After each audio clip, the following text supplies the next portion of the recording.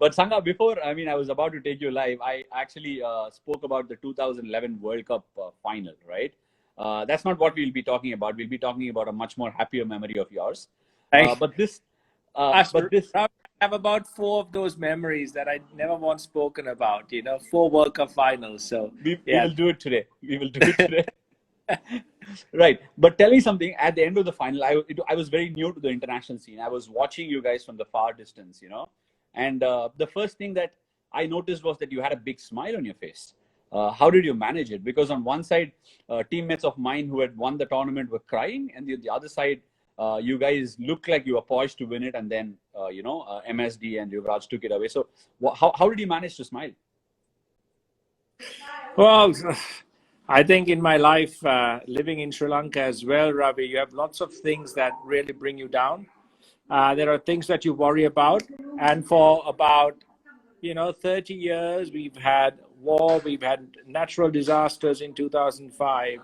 And we have so many different issues that one of the greatest things about Sri Lankans is their resilience. And it is just inborn in us that when we play, we are extremely competitive. We want to win. But whether we win or lose, we have this equilibrium, about how we take a win or a loss. Yes, that smile hides a huge amount of sadness, of disappointment, of thinking of, 20 million people back in Sri Lanka who've been waiting for this for so long, since 1996. We had an opportunity in 2007, opportunity in 2011, then T20 opportunities in 9 and 12. So sometimes the best way to take victory or defeat is to understand that that's the way life is. And not every single thing goes your way. But the important thing is to be able to take that the same way.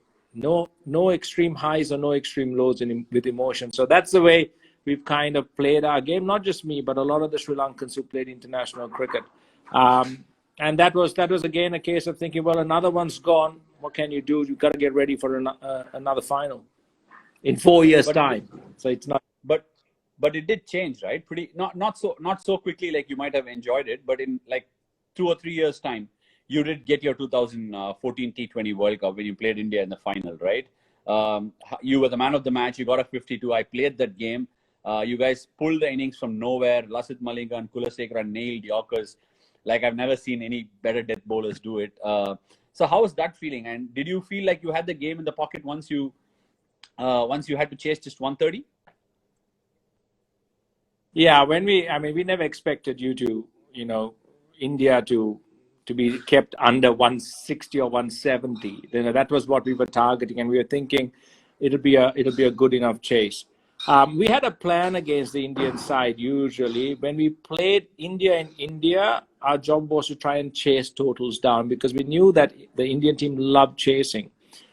The only thing is that in a 50-over game, we can do that, especially in 2011 if we had Angelo Matthews fit, because he was the guy who allowed us that 5th full bowler and the perfect all-rounder batting at 7. And he was doing a brilliant job. Unfortunately, in the semi-final, he tears his quadricep, and we have to change the balance of the side. Once that happens in a final, you're always, kind of averse to taking a gamble with that chase. So, but in the T20 final, you anyway play a 6-5 combination and you have your all-rounders playing, and it's a shorter game. So we were always thinking, yep, we're going to chase whatever India scores. But when Virat Kohli came in, and I think he was on about 14, and he chips one to short mid-wicket, and Lasith Malinga was our captain at the time, dropped him.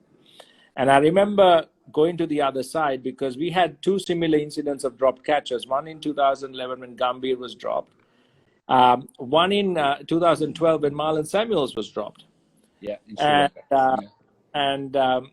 And they all went on to score match-winning knocks. And this time I was walking around, and I'm not sure it was Dilshan or someone else crossing next to me, and I said, another dropped catch. Hopefully this is not going to be a big innings. And Dilshan just goes, well, it's not the same player who dropped the catch, so maybe this time it's going to change. I remember laughing. I remember both of us laughing and then crossing over and getting into positions. But you were right. It was the last 4 overs. I think 24 balls for about 18 to 24, some ridiculously low amount of runs bowling to Virat and Mahi. So that exceptional dead bowling, which I've never seen before or since in a game, to tie one down was what really brought us in. And after that, it was just about making sure we batted sensibly. And I managed to get some thick inside edges and outside edges off you, Ravi, over the slips, pass off my leg. And that helped as well. Yeah. Yeah, I remember one thing about the game. It felt like, I mean, the moment we beat South Africa in the semi-finals, and you beat New Zealand in the semi-finals, didn't you? No, West Indies, rain helped us beat them, I think. Right, but there was a 5-wicket haul by Rangana Irath against New Zealand. Was it the same T20? So Ravi, that was the playoff for us to get to the second round, I think, or get to the semi-finals. Because if we had lost to New Zealand, we'd have been knocked out. And so I always think that it's actually easy on your nerves and your on your emotions if you're knocked out before a final, right? Because then you don't think, oh, we've come so close, why couldn't we take that one step? Then you're like 3-4 steps away, then you can say, okay, we had no chance.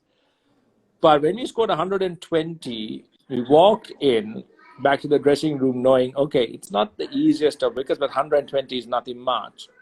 And ours was to try and break the Guptill-McCullum partnership. And the only way we could think of doing it with the opening guys, because if they batted 5 overs, the game was done.